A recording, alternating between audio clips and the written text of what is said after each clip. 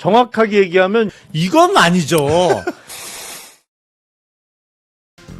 여러분 안녕하십니까? 이가혁 라이브 이가혁입니다. 국회 법사위원장인 민주당 이춘석 의원이 차명으로 주식 거래를 했다는 의혹이 불거졌습니다. 타인 명의로 주식 거래를 하는 스마트폰 화면이 촬영된 겁니다.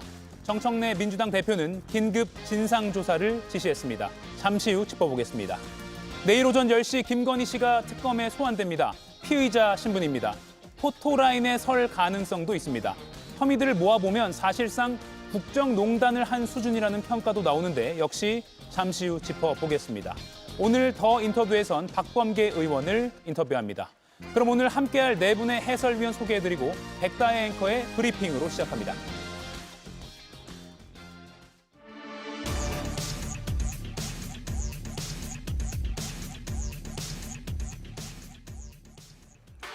조금 전 국회에서 방송법 개정안이 통과됐습니다. 방송법 통과 지연을 위해서 필리버스터를 선택했던 국민의힘 첫 번째 주자는 신동욱 의원이었습니다. 국민들이 정말 걱정을 많이 하고 계십니다. 여러분 관세 협상 저거 잘 됐습니까? 여러분 말만 나오면 윤석열, 계엄 지겹습니다. 이제 그만하세요. 예, 그래도 나가시는 분보다 이렇게 대응을 해주셔서 정말로 감사합니다. 앵커 출신 신동욱 의원 무려 7시간 반 동안 반대 토론을 하면서 이소영 민주당 의원과 설전을 벌이기도 했는데요. 그러자 민주당의 앵커 출신 노종면 의원이 등판, 9시간 넘게 찬성 토론을 이어갔습니다. 노종면 의원을 바라보는 이진숙 방통위원장의 모습이 포착되면서 눈길을 끌기도 했죠. 새로운 당대표가 취임한 직후부터 쟁점 법안 처리에 속도를 내는 민주당. 정당 해산을 언급하면서 또다시 국민의힘을 겨누기도 했습니다. 악수도 사람하고 악수하는 거지. 뭐 그렇지도 못한 사람이 어떻게 그런 사람들을 사람이라고 할 수 있겠어요. 통합진보당 해산 사례로 비춰보면 국민의힘은 10번, 100번 정당 해산 깜이다. 정당 해산 못할 게 없다는 여당 대표. 이런 가운데 법사위원장인 이춘석 민주당 의원의 주식 차명 거래 의혹이 불거지면서 여야 간 갈등이 또 다른 곳으로 옮겨 붙고 있는 모양새입니다. 네, 국회에서 속보가 들어와 있습니다. 필리버스터 끝나고 방송법 개정안이 조금 전에 통과가 됐습니다. 방송법 개정안이 필리버스터가 끝나자마자 표결에 붙여져서 본회의를 통과했다는 소식이 조금 전 들어왔습니다. 김유정 의원님, 방송법 통과는 예정된 수순이었습니다. 그렇습니다. 오늘이 7월 임시국회 마지막 날이거든요. 그런데 어제 본회의에 20개 그 법안이 상정이 됐는데 15개는 어제 양곡법 등 처리를 했고요.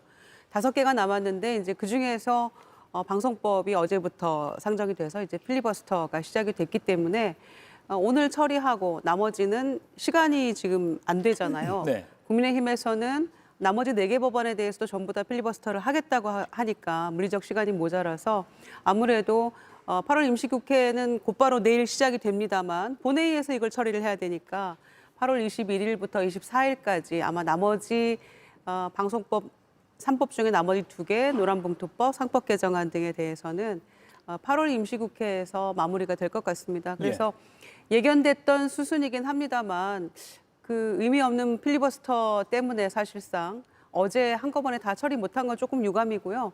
저는 이 쟁점 법안들에 대해서는 윤석열 정부에서 거부권 또는 또 회기가 지나서 폐기되거나 좌초됐던 그런 법들이기 때문에 이재명 정부의 탄생과 함께 이거는 무조건 통과시킬 법안들 중에 5가지거든요. 네. 그런 점에서는 저는 좀 늦었지만 다행이다라고 생각합니다. 이재용 의원님, 일단 필리버스터 국민의힘이 뭔가 오랜만에 좀 정치적인 영역 안에서 행동했다라고도 평가도 나오긴 합니다.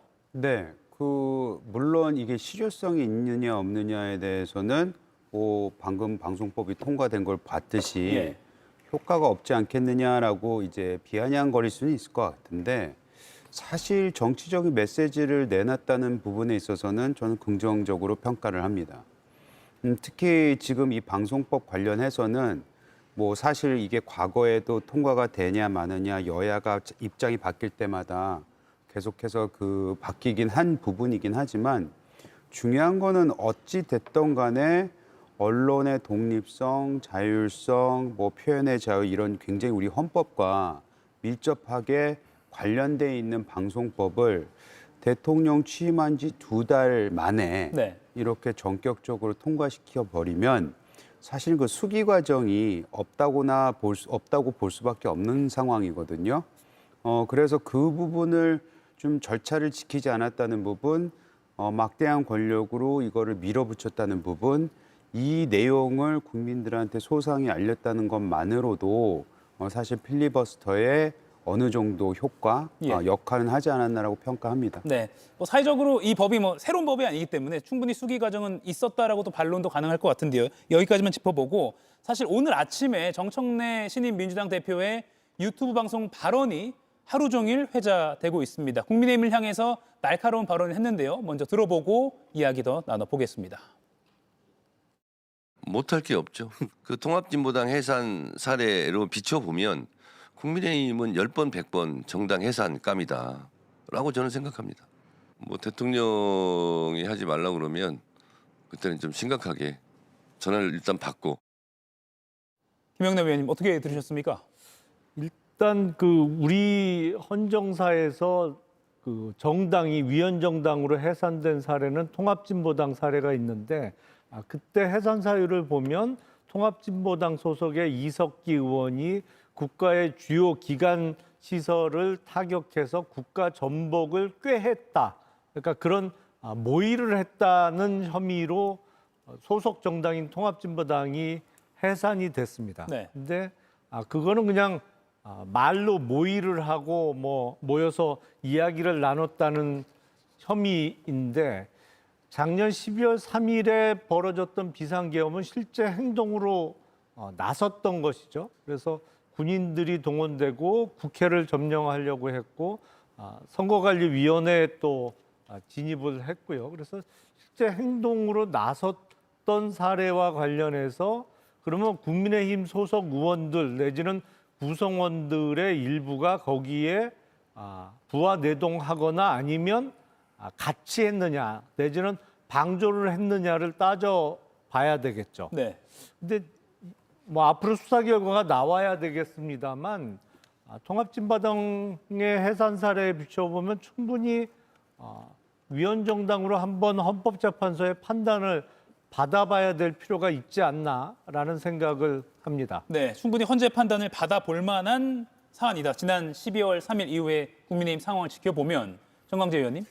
전 뭐 말도 안 되는 일이라고 생각합니다. 통진당 사례는 당의 구성원들이 그거 같은 모의를 같이 한 것이고요.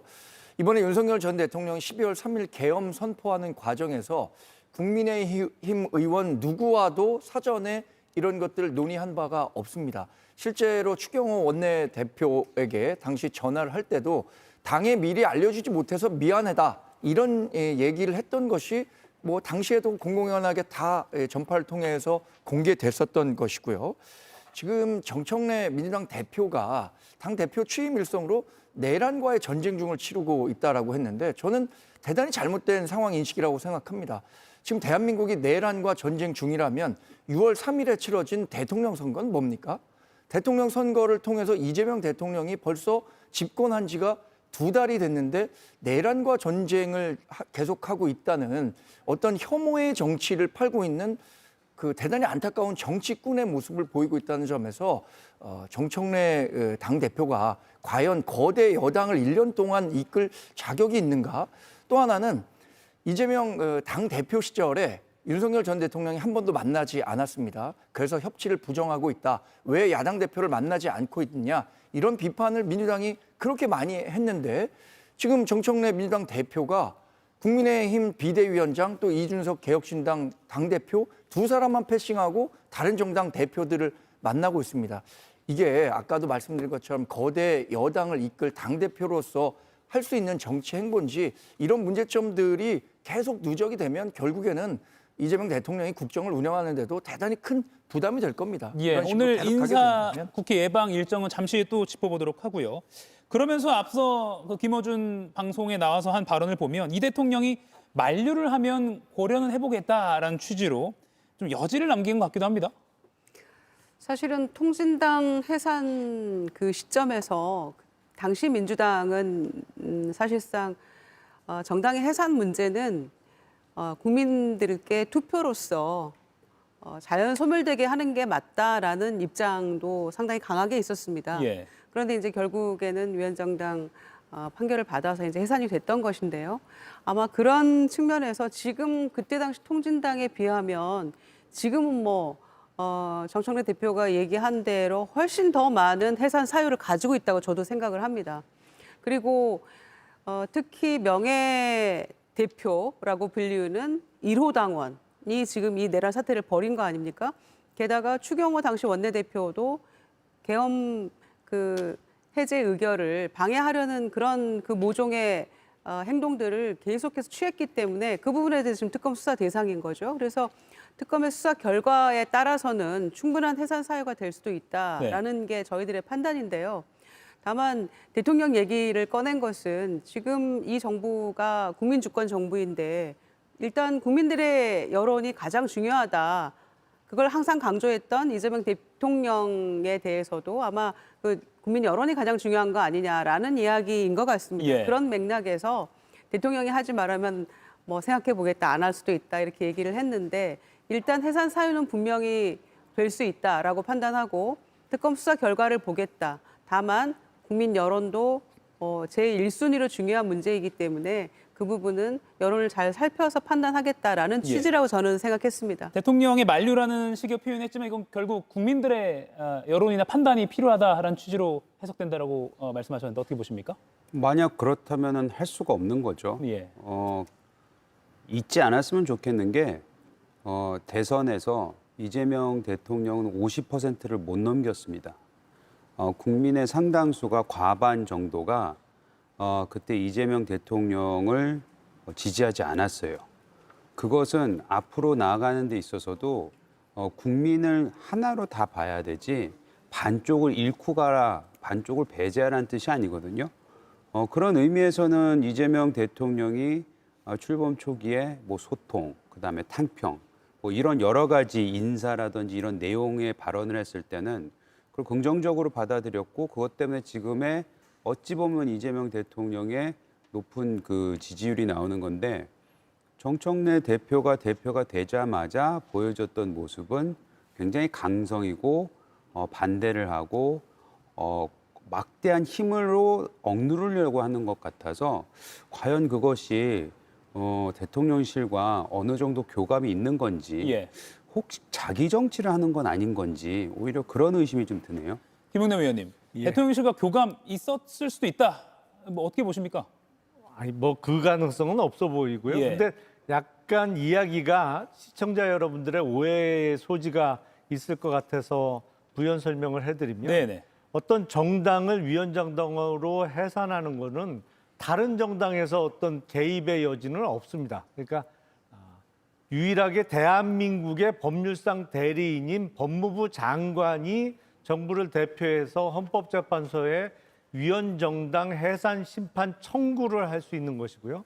그래서 헌법재판소에서 사법적인 심사의 결과로 이 정당의 조직과 운영이 민주적 기본 질서에 위배된다. 그러니까 우리나라 헌법의 틀에 맞지 않는 정당이다라고 판단하면 헌법재판관들의 결정에 의해서 해산되는 거기 때문에 그건 대통령이 결정할 수 있는 일도 아니고 의석이 아무리 많아도 여당이 어떤 해산 심판을 청구할 수 있는 것도 아니기 때문에 정청래 대표의 저런 발언은 아마 해산을 청구할 수 있도록 여론 형성을 해 나가겠다 정도로 이해하시면 될 것 같습니다. 예, 오늘 정청래 대표가 오전부터 상당히 분주했습니다. 국회 예방 다시 한번 정리한 거를 좀 보여드리겠습니다.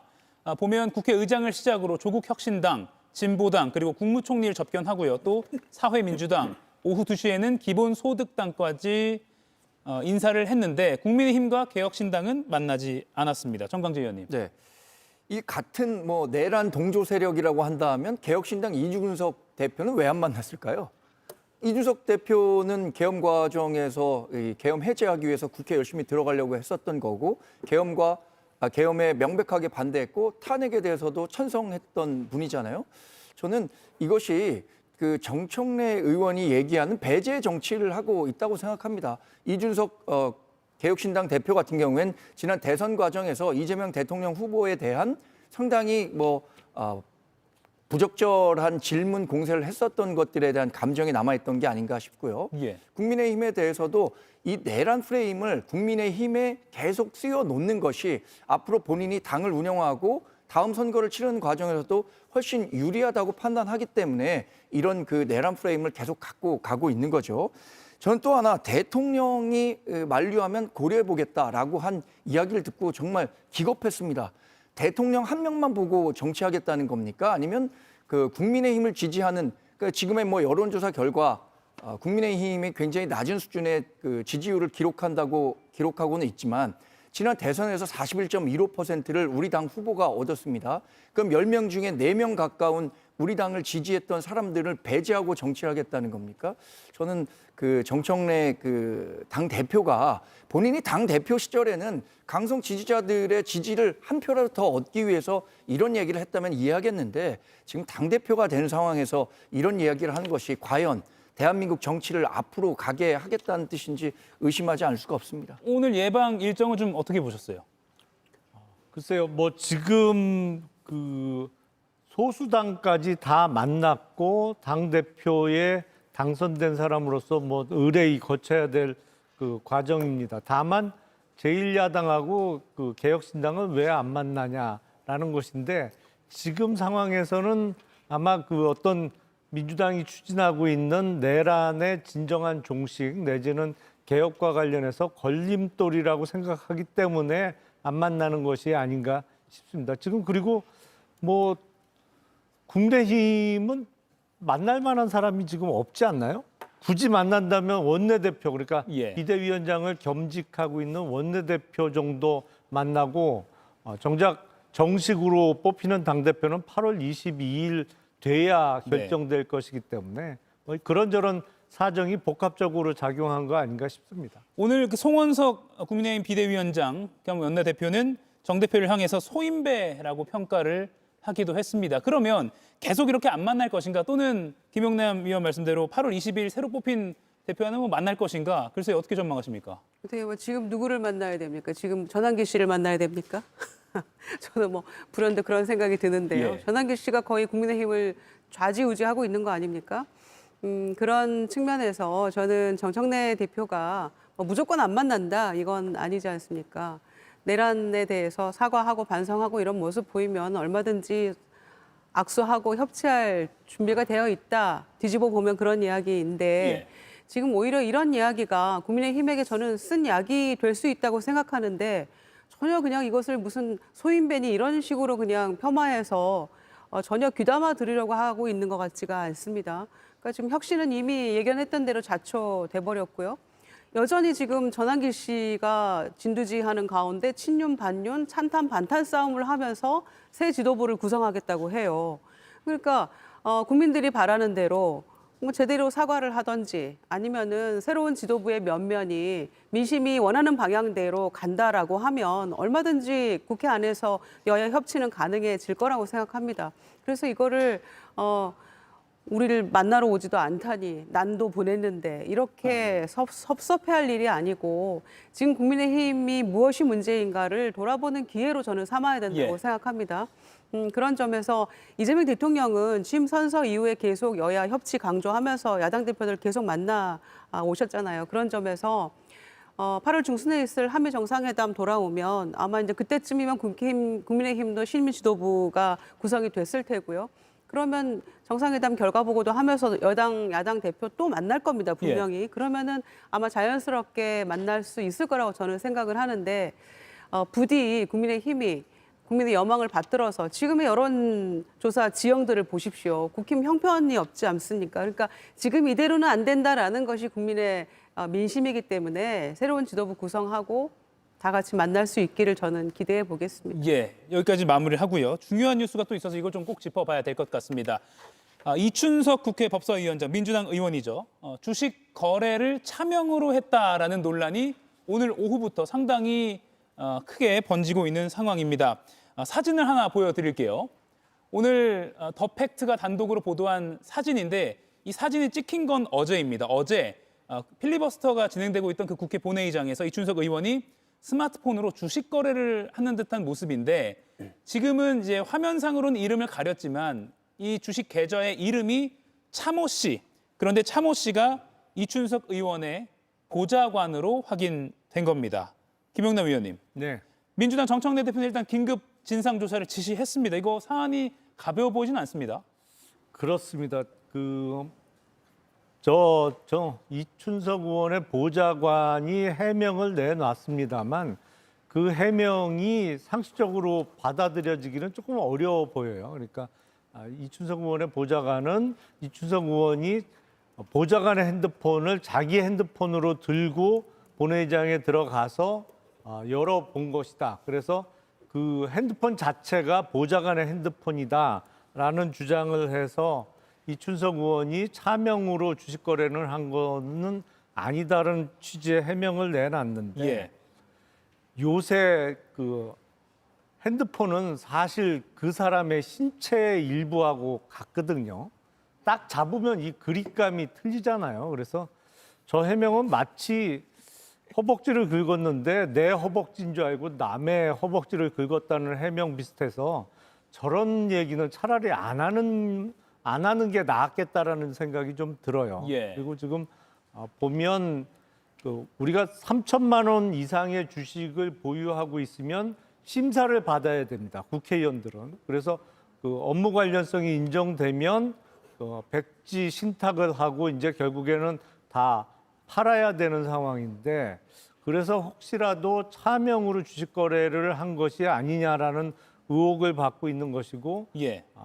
그 화면에 잡힌 종목을 보니까 하필 이른바 지금 정부에서 추진하고 있는 소버린 AI 관련주 그리고 스테이블 코인 관련주로 보이는 주식들이에요. 종목들이.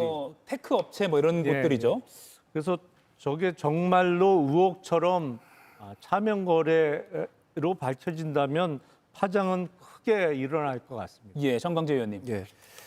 그 이춘석 의원이 맡고 있는 법사위원장이라는 자리가 굉장히 중요한 자리입니다. 사실 국회에서 국회의장과 국회 부의장 두 분 계시지만 국회 부의장보다도 훨씬 더 중요한 역할을 법사위에서 할 겁니다. 모든 상임위원회에서 만드는 법안에 대한 체계 자구 심사권을 갖고 있기 때문이죠. 그래서 지난번에 원 구성할 때도 우리 당이 법사위원장만큼은 이 국회의장을 민주당이 하고 있으니 우리 당이 맡아야 한다라고 했음에도 부득불 정청래 위원장이 맡은 이후에 다시 이춘석 의원이 갖고 가게 됐는데 지금 받고 있는 의혹은 정말로 가벼운 의혹이 아닙니다. 차명 계좌는 금융실명제를 위반하는 현행법 위반 사항이고요. 본인이 얘기하는 것처럼 다른 보좌진의 그 핸드폰을 갖고 와서 자신이 거래를 했다? 그렇게 한다면 또 횡령죄에 해당하는 범죄가 되는 거예요. 그런데 어느 것 하나 지금 이춘석 위원장 측에서 내놓고 있는 해명이 진실과 부합하다고 보기는 어렵습니다. 예. 어떻게 다른 사람의 핸드폰을 갖고 가서 주식 거래를 할 수 있겠습니까? 주식 거래 해보신 분들 다 아실 거예요. 주식 거래를 하려면 비밀번호, 굉장히 복잡한 비밀번호가 있고 또는 바이오 정보라고 해서 본인의 지문을 인식해야 그때서야 주식 거래가 가능한데 예. 지금 내놓은 해명에 대해서 국민들이 과연 설득력을 가질 수 있을까요? 네. 지금 내놓는 그 해명은 지금 당장의 순간만 모면하면 된다라는 그런 심정에서 나오는 변명에 불과할 뿐이라고 생각하고요. 지금 정청래 그 대표가 이와 관련해서 윤리위 그 감사를 하라 그랬잖아요. 네. 윤리 감사는 사실 어떤 그 강제권이 없을지도 모릅니다. 주진우 우리 당 소속 의원인데 형사적으로 고발한다고 했으니까 그 형사 고발 사항과 관련해서도 잘 대응을 해야 할 겁니다. 예, 이춘석 의원이 페이스북에 올린 그 보도 관련 입장을 잠시 소개해드리면 국회 본회의장에서 주식 화면을 열어본 부분에 대해서는 변명의 여지가 없습니다. 무리를 일으킨 점 진심으로 사과드립니다라고 했고요. 다만 타인 명의로 주식 계좌를 개설해서 차명 거래한 사실은 결코 없으며 향후 당의 진상조사 등에 성실히 임하겠습니다라고 했습니다. 그러니까 두 단계로 나눴는데요. 신성한 국회에서 회의 중에 주식을 들여다본 것은 죄송하다. 다만 이게 차명 거래는 아니었다라는 취지로 이렇게 나눠서 해명을 했고요. 그리고 조금 전에 이춘석 의원이 본회의장에서 나오면서 취재진들을 만나서 질문에 답변을 한 게 있습니다. 조금 전 상황인데요. 따끈따끈한 영상이 들어와 있습니다. 바로 보고 이야기 더 나눠보겠습니다. SNS 올린 그 정보입니다. 조사하면 밝혀질 거예요. 핸드폰이 보좌관 핸드폰입니다.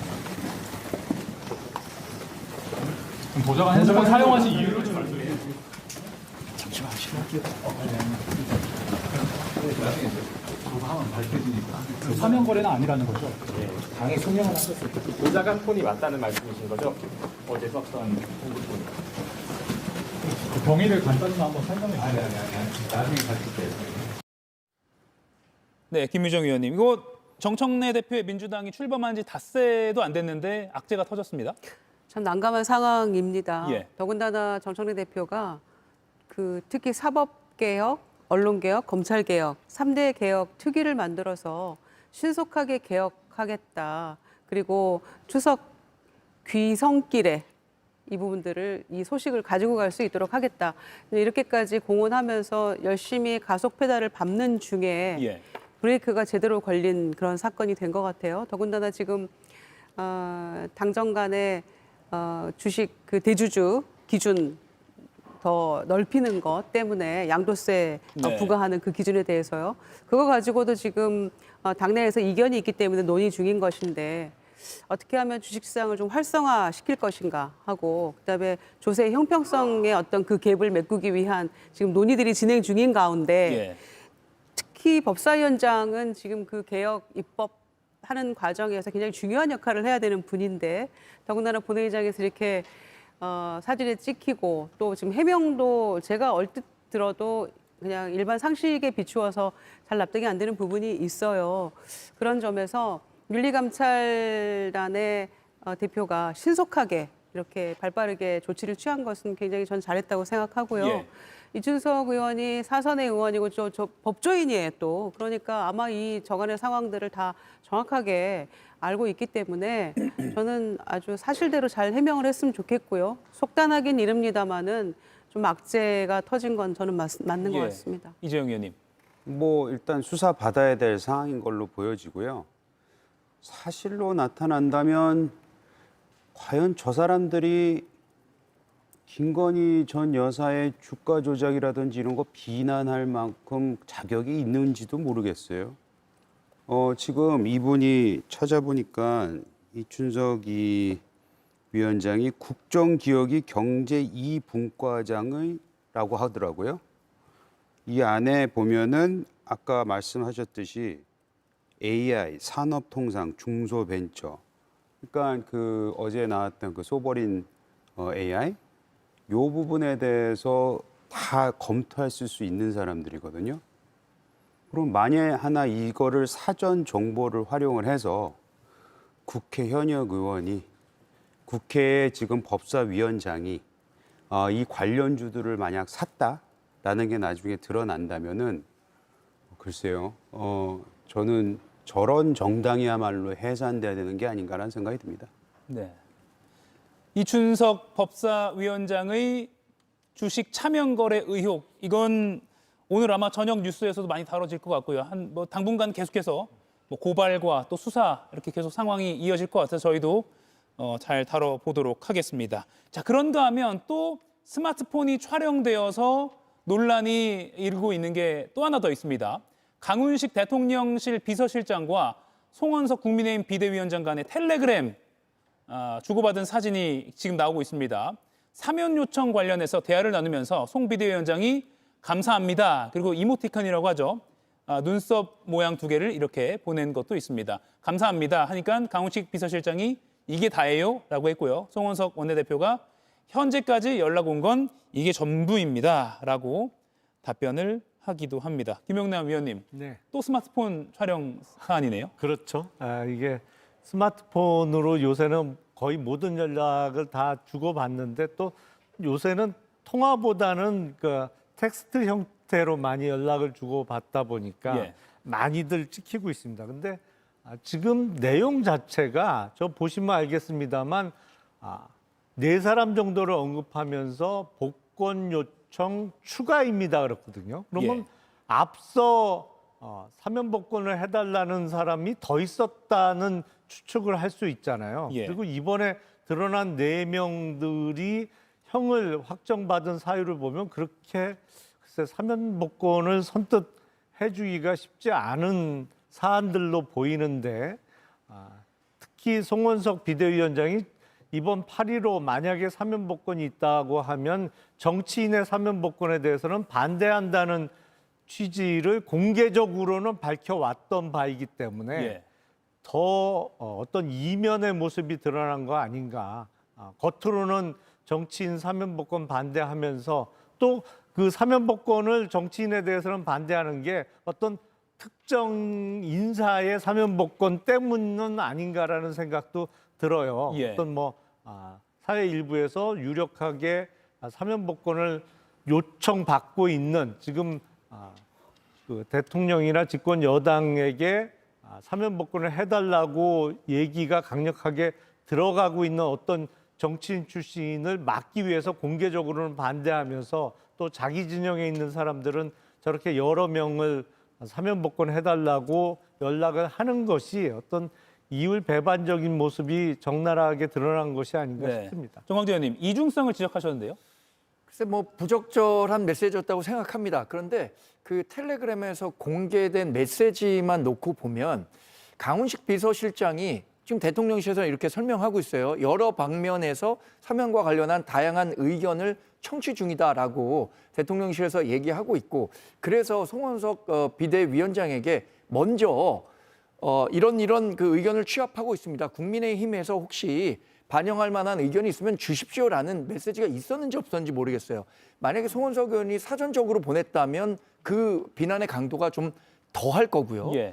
만약에 강훈식 비서실장이 민주당 또는 다른 정당에서도 이런 의견을 취합하고 있으니까 국민의힘에서도 관련한 의견이 있으면 주십시오라고 해서 보낸 답변이었다면 그 비난의 정도는 좀 덜 하겠죠. 그럼에도 불구하고 민생사범 중심의 사면이 이루어져야 한다라고 공식석상에서 송원석 비대위원장이 이야기한 바 있기 때문에 정치인과 관련한 사면에 대해서 요청한 텔레그램 메시지가 공개된 건 굉장히 부적절하고요. 저는 개인적으로도 대통령의 사면권은 존중돼야 하지만 민생 범죄와 관련한 사면이 중심이 돼야 합니다. 실제로 역대 대통령들이요, 취임 첫 해에 많은 사면을 했습니다. 그 사면의 중심에는 대부분 그 민생사범과 관련한 사면이 이루어졌었기 때문에 예. 이번에도 논란이 되는 인사들, 그러니까 조국 전 혁신당 대표라든가 논란이 되는 정치인들에 대한 사면은 소수로 제한할 필요가 있다고 생각합니다. 예. 사실 아까 명단을 보면 뇌물 실형 확정된 그런 인물들도 있어서 이게 적절했나라는 또 논의가 있습니다. 그렇습니다. 아까 화면에 나왔던 주고받은 문자에 나왔던 그 사람들이 전부 다 뇌물죄로 중형을 받았고 또 선거법 위반도 있고 이렇습니다.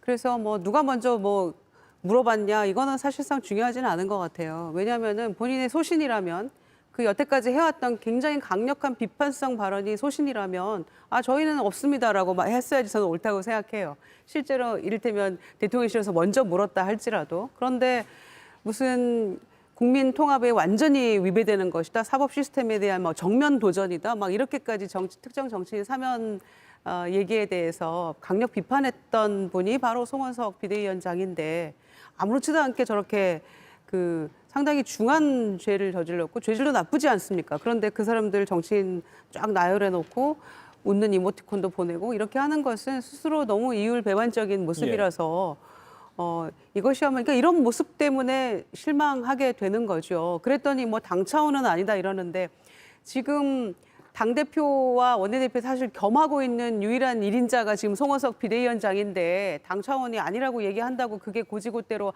개인 의견이었구나 라고 누가 생각하겠습니까? 그래서 오매불망 사면 복권을 기다리던 저 텍스트 안에 저 문자 안에 저분들은 지금 이게 무산이 될 수도 있다라는 생각을 먼저 할 것 같습니다. 예, 저 문자에 들어간 사람 오히려 저게 공개되면서 무산될 가능성도 있다라는 생각 들고 온라인에서는 또 송 원내대표 알고 보니 친절한 사람이었네라는 약간 도롱성 그런 비판도 나오더라고요. 근데 강훈식도 굉장히 친절한 거 아닌가요? 이게 다예요라고 얘기를 하잖아요. 예. 그리고 그 전에 분명히 무슨 대화가 있었던 걸로밖에 볼 수밖에 없는 내용들이잖아요. 그러니까 송원석 그 원내대표 비대위원장 대행이 저런 문자를 보내고 저 특정 인물들을 거론한 것에 대한 부적절성에 대해서는 동의를 한다 하더라도 저거를 받아주고 마치 해줄 것처럼 그거를 취합하는 것을 적극적으로 받아들이는 저분이야말로 더 문제되는 거 아니에요? 그래서 이거를 민주당, 국민의힘 왜 저렇게 뒤에선 딴소리 하느냐라고 얘기할 수도 있겠지만 저거에 답변을 해주고 저런 식으로 친절하게 이게 답니까? 더 없습니까? 라는 식의 뉘앙스로 얘기하는 저 권력 있는 사람들이 더 문제인 거죠. 한쪽만 비난해서는 안 된다고 생각합니다. 예. 이게 맥락이 정확히 파악할 수 없는 단편적인 메시지 때문에 좀 앞뒤 맥락을 봐야 되겠지만 아무튼 국민들 입장에서는 이렇게 대통령실과 야당 대표가 이렇게 소통을 하고 있었구나라는 좀 새로운 장면을 보게 된 그런 계기라고 할까요? 그런 기회도 된 것 같습니다. 자, 내일 김건희 씨가 소환이 되는데요. 이 사안 백다 앵커가 정리했습니다. 들어보고 이야기 더 나눠보겠습니다. 김건희 씨 소환 조사 하루 전 김건희 특검은 역시나 바쁘게 움직였습니다. 건진법사 등의 국정 개입 및 인사 개입 의혹 사건 관련하여 구속된 전 세계평화통일가정연합 세계본부장 윤모 씨에 대해 소환 조사를 진행하고 있습니다. 부당한 선거 개입, 공천 개입 사건 관련하여 미래한국연구소 관계자 김모 씨를 소환 조사하고 있습니다. 혐의만 16개인 김건희 씨의 소환 조사를 앞둔 상황. 특검은 건진법사 청탁 의혹과 명태균 공천 개입 의혹 등을 다시 한번 살폈는데요. 혐의별로 나눠서 하루씩 조사, 오후 6시 전 조사 종료, 휴식 시간 보장. 앞서 김건희 씨 측이 특검에 요구했던 내용이죠. 하지만 이 요구사항들 내일 조사에서는 받아들여지지 않을 걸로 보입니다. 다 기억하고 있으니 그대로 진술하겠다는 김건희 씨. 역대 영부인 중 헌정사상 처음으로 포토라인에 설 예정인데요. 과연 내일 포토라인을 지나가면서 받게 될 질문에도 있는 그대로 답할까요? 네, 일단 오전 10시에 공개 소환 형식인 것은 분명해 보이고요. 물론 경호상의 이유로 포토라인에 멈춰 설지는 내일 가봐야 한다라는 게 현장 취재기자의 전언입니다. 김용남 위원님, 네. 포토라인에 멈춰 서서 국민들에게 한마디를 할까 또는 해야 한다, 어떻게 보십니까? 글쎄요, 할지 말지는 본인이 결정하겠습니다만 예. 사실은 윤석열 전 대통령이 공식적으로 제대로 사과한 적이 없잖아요.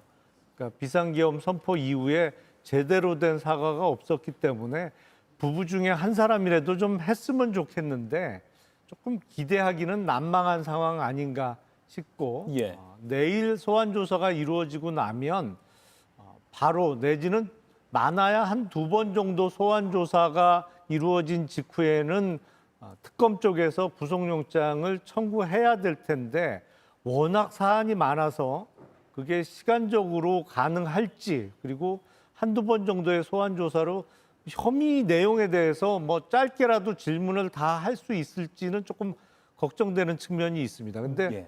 제가 예상해 보건대는 그렇게 소환이 많이 이루어진 다음에 구속영장이 청구되기보다는 한두 번 정도 소환 조사가 이루어지면 아마 특검은 구속영장을 치지 않을까 싶어요. 예. 구속영장을 빠른 시일 내에 친다면 국민들에게 예를 들어 사과를 할 기회는 많지 않을 것 같습니다. 내일이 얼마 안 되는 기회일 수도 있을 것 같고요. 김건희 전 여사가 내일 나와서 포토라인에 이제 쓰겠다고 얘기를 한 거잖아요. 저는 분명히 무슨 말을 하기 위해서 그걸 받아들인 게 아닌가라는 제 개인의 생각을 갖고 있고요. 예. 거기서 수사와 관련해서 여러 가지 길게 얘기할 것 같지는 않고 아마 방금 말씀하셨던 사과라는 단어가 나오지 않을까. 사실 이 개헌부터 아니면 그 이전부터 김건희 전 여사와 관련돼 있는 모든 사건들과 의혹들에 대해서 우리가 윤석열 전 대통령에 대한 입장은 많이 본 것 같은데 계엄을 포함해서 사실 여사에 대한 입장은 단 한 번도 저희가 들은 적이 없잖아요. 물론 녹취된 것들은 있긴 했었지만. 그래서 그것이 어느 정도 내일 좀 진정성 있는 사과의 단어가 나왔으면 하는 바람이 있습니다. 예. 윤 전 대통령은 뭐 많은 분들이 아시다시피 구치소 버티기를 하고 있는데 김건희 씨 측은 일단은 뭐 특검 조사 기억나는 대로 모두 진술할 거다라면서 순순히 조사에 응하는 모양새이긴 합니다. 뭐 어떤 전략적인 판단일까요? 뭐 기억나는 대로 다 진술하겠다라는 것도 뭐 좋습니다만은 그거 말고 저는 사실대로 진술을 해야 된다고 생각합니다. 그 목걸이 하나 가지고도 해명이 계속 바뀌면서 결국 모조품이다 이런 얘기하고 있는데 국민을 더 이상 기만하려고 하지 말고 사실대로 진술하는 게 우선 필요하다라고 생각하고요. 특히 혐의 자체가 16개 플러스 알파 아닙니까? 언뜻 떠올려도 집사 게이트도 있는 거 아닙니까? 예. 그래서 이제 곧 귀국을 하네 안 하네 이러고 있는 거죠. 그 집사가. 그런 마당인데 역대급 영부인 아니었습니까? 이렇게 피의자 신분으로 국민 앞에 섰을 때 지금 다 기억나는 진술하겠다. 판단은 특검 몫이다. 이렇게 얘기하는 게 어떤 진정한 사과와 반성에 기반한 그런 이야기가 아니고요. 제가 보기에는 어떻게든 구속은 피해보겠다라는 것처럼 보여요. 예. 그런 전술이라면 잊어주시라. 그리고 사실대로 정확하게 얘기하고 이미 수사 대상이 됐던 사람들이 진술한 내용도 있기 때문에 그걸 바탕으로 해서 저는 금방 진위는 드러난다고 생각합니다. 그래서 내일 특검이 아마 밤늦게까지 수사를 할 텐데 저는 곧바로 구속영장을 청구해야 된다고 생각합니다. 예. 사실 그 기억나는 대로 진술하겠다라고 하는 말은 어폐가 있습니다. 왜냐하면 사람의 기억은 왜곡되기 때문이죠. 어떻게 왜곡되냐면 본인에게 유리하게 왜곡됩니다. 그래서 똑같은 사안을 기억하고 있는 것도 그때 당시에 가해자와 피해자가 기억하고 있는 것이 다르게 되고 대부분 법정에서는 피해자의 진술에 더 신뢰성이 있다고 생각하는 건데 저는 김건희 여사가 내일 개인적인 그 바람이라면 어떤 식으로든 대국민 메시지를 냈으면 좋겠습니다. 사실 윤석열 전 대통령이 국정 운영을 하는 과정에서 굉장히 큰 부담이 됐었던 게 김건희 여사의 국정 개입 또는 김건희 여사를 둘러싼 개인적 스캔들이었거든요. 근데 그와 관련해서는 김건희 여사가 한 번도 국민을 상대로 이야기한 적이 없습니다. 반대로 윤석열 전 대통령은 본인 처와 관련해서 부적절한 처신에 대해서 여러 가지 송구한 마음을 전하기도 했었죠.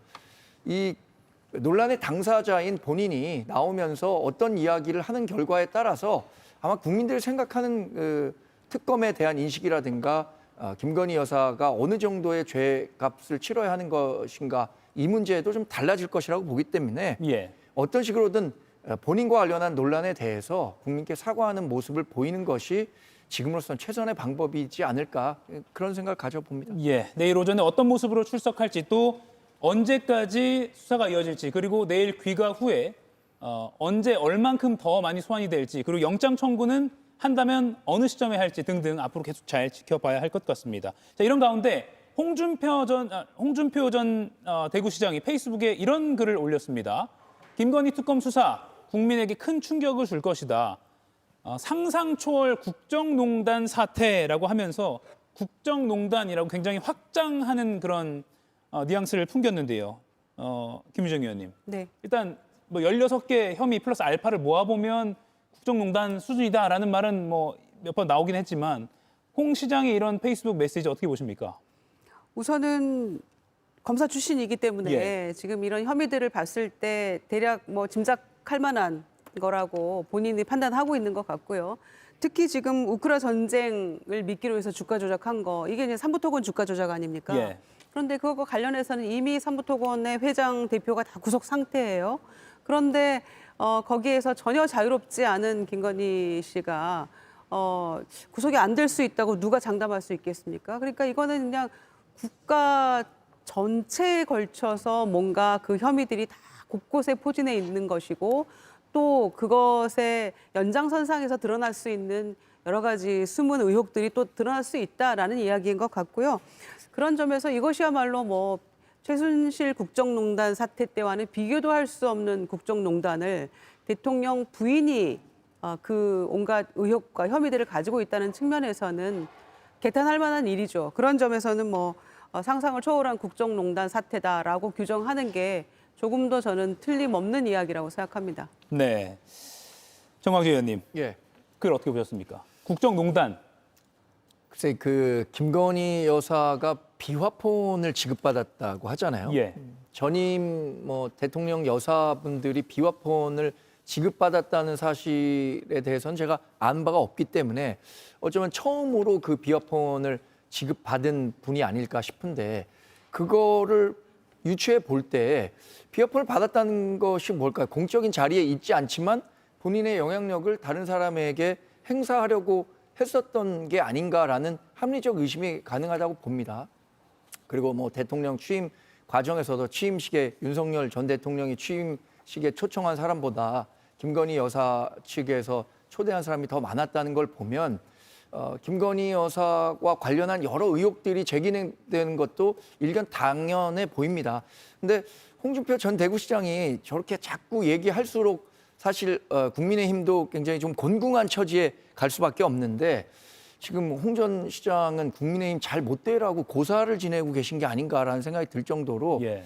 보수 진영 전체에 대해서 조금 이렇게 비판 강도를 높이고 있는 것 같아서 그런 부분은 좀 아쉽습니다. 예. 그러니까 오늘 프로그램 시작하면서 정청래 민주당 대표의 국민의힘 뭐 해산 관련한 뉴스를 들었잖아요. 근데 제가 보기엔 정청래 대표만큼 또는 그 이상으로 국민의힘의 해산 해체에 진심인 사람이 홍준표 전 시장 같아요. 그러니까 국민의힘이 완전히 해산되거나 해체되는 상황을 본인의 어떤 정치적 재기의 기회로 삼고자 하는 의도가 있기 때문에 뭐 진심은 느껴진다 이렇게 생각됩니다. 그렇군요. 국정농단이라는 용어가 무슨 뭐 비유적 표현이 아니라 지금 이 상황을 전직 검사로서 지켜보니까 이건 진짜 국정농단 수준이다라고 진짜로 표현한 거다라고 김영남 의원이 분석했습니다. 자, 그런가 하면 김건희 특검팀이 윤석열 전 대통령에 대한 체포영장 집행과 관련해서는 일단 물리력도 행사를 불사하겠다라고 했는데 그게 오늘일 수도 있겠다라는 많은 언론의 관측이 있었지만 오늘 오전에 밝힌 바에 따르면 오늘과 내일 중으로는 윤 전 대통령 강제 영장 집행 계획은 없다고 일단 밝힌 상황입니다.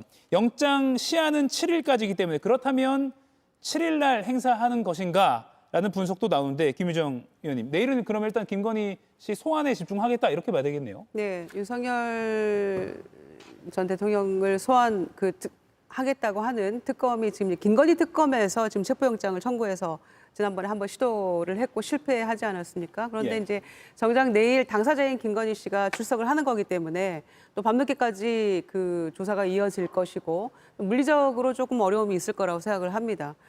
지난번에도 2시간 대치하다가 실패했는데 상당히 어려움이 있었잖아요. 내일은 아침부터 김건희 씨 조사를 해야 되는 거기 때문에 네. 그래서 저는 정성호 법무장관도 이번에는 물리력 동원하든지 어떻게 해서든지 잘 해야 된다라는 지시를 내린 바도 있기 때문에 네. 내일 지나고 저는 7일 정도에 다시 한번 영장 집행 시도를 하지 않을까. 그래서 이번에는 좀 틀림없이 해야 될 것 같습니다. 지난번에 공수처에서도 왜 꼭 그 윤석열 씨에 대한 체포영장 집행은 한 번에 이게 해결이 안 되는 것인지 그때 당시에도 두 번째에 하지 않았습니까? 그래서 이번에도 조금 제대로 집행을 해서 반드시 내란 그 김건희 특검에서 뭐 진술 거부권을 행사하든지 말든지 예. 그것은 특검의 몫이기 때문에 저는 데리고 가서 반드시 조사해야 된다고 생각합니다. 이건 법조인 출신인 김영남 의원님께 잠깐 여쭤볼게요. 예. 윤 전 대통령 측이 변호인 선임서를 제출했다는 게 특검에 오늘 내일 집행 안 하는 어떤 설명 중에 하나였거든요. 그렇다면 변호사가 강제 집행하지 말고 이러이러한 날짜로 한번 조율해 봅시다라고 그렇게 계속 끌고 간다면 강제 집행은 계속 안 할 수도 있는 겁니까? 아니죠. 그거는 그 앞뒤가 안 맞는 거죠. 이미 소환에 계속 불응을 했어요. 그래서 법 집행에 협조할 생각이 없는 게 명백해졌기 때문에 예. 법원에서도 체포영장을 발부한 것이고 그 영장의 의미는 물리력을 행사해도 괜찮다는 명령장 내지는 허가장의 의미입니다. 예. 그러니까 체포영장이 발부된 피의자를 상대로 어떤 물리력을 써서 강제로 끌고 나오는 것은 법에 의해서 허용되는 그 조치예요. 그렇기 때문에 뭐 그거를 하지 말고 논의해보자 이런 변호사 얘기를 들어줄 필요는 별로 없어 보입니다. 네, 그럼 조율의 어떤 범위는 이미 넘어섰다 예, 예. 이렇게 봐야 되겠군요. 어제 JTBC가 단독 보도한 내용 중에 많은 시청자분들과 국민들이 충격을 받을 만한 소식이 있었습니다. 용산 집무실에 윤 전 대통령의 비밀 사우나 의혹에 이어서 대형 침대가 관저가 아니라 집무실에 설치가 되어 있었다라는 의혹인데요. 정부 고위 관계자 발로 취재가 됐습니다. 이건 김유정 의원님과 이재영 의원님 두 분께 여쭙겠습니다. 일단 관저라면 글쎄요 이해가 될 만한 부분도 있을 텐데 집무실에 그것도 뭐 어떤 뭐 야전 침대 격의 이런 것도 아니고 특수 제작한 것으로 보이는 큰 침대가 있었다. 저는 뭐 관저라도 사우나 이런 것들 잘 이해는 안 됩니다만 예. 굳이 청와대에 한 발짝도 들여놓지 않겠다라고 하면서 국민과의 소통을 부르짖으며 용산으로 옮겨가 놓고는 이게 지금 집무실입니까? 숙박업소입니까? 사우나에 무슨 매트리스까지 다 장착을 해놓고 또 해외 순방 다닐 때는 그걸 또 싣고 다녔다는 거잖아요. 그러니까 우리가 소위 얘기하는 간이 침대도 아니고 공식적으로 아주 커다란 매트리스였다고 하기 때문에 저는 도무지 대통령으로서 이게 할 수 있는 일이었나. 더군다나 사우나 시설 관련해서는 경호처에서 공사 대금을 현금으로 주겠다고 하면서 가격을 깎으려고 하고 또 다른 데서 공사를 하고 그 자금의 출처도 굉장히 의심스러운 바가 있는 거 아닙니까? 예. 그래서 저는 이 매트리스도 마찬가지라고 생각합니다. 그래서 도대체 왜 용산으로 옮겼는가? 이 자금의 출처들은 다 무엇인가? 무엇 때문에 이렇게까지 했는가에 대한 것들을 진상을 좀 낱낱이 조사할 필요가 있고 갈수록 태산이라는 생각이 듭니다. 예, 이재영 의원님.